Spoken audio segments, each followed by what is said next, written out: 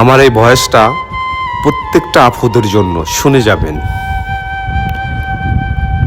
একটা নারীর জীবন হলো জ্বলন্ত মোমবাতির মতন, একটা পুরুষের অন্ধকার ঘরকে আলোকিত করে। আর সারাটা জীবন তার জীবনের সাথে জড়িয়ে থাকে ওই পুরুষকে একটু সুখ দেওয়ার জন্য।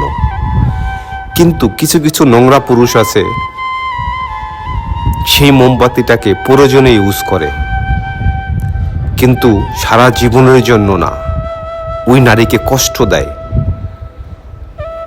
ওই নারী একটা পুরুষের ঘরকে আলোকিত করতে গিয়ে সে নিজেই জ্বলে পুড়ে একদিন শেষ হয়ে যায়।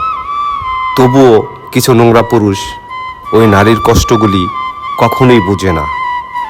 আসলে নারী হলো একটা পুরুষের ঘরকে আলোকিত করে সারাটা জীবন সুখ শান্তিতে ভরিয়ে দেওয়ার জন্য। তার জীবনের বিনিময় হলো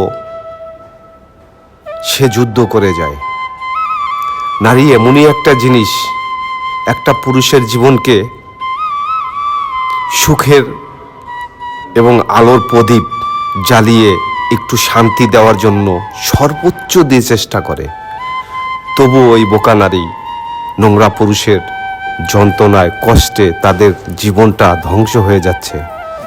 একটা নারী একটা পুরুষের জীবনের একটা মূল্যবান সম্পদ, যেটা ছাড়া এই পৃথিবীর বুকে প্রত্যেকটা পুরুষই মূল্যহীন। তবুও ওই নারীর জীবনটা জ্বলে পুড়ে একদিন শেষ হয়ে যায়। ওই বোকা নারী কখনোই সুখ পায় না।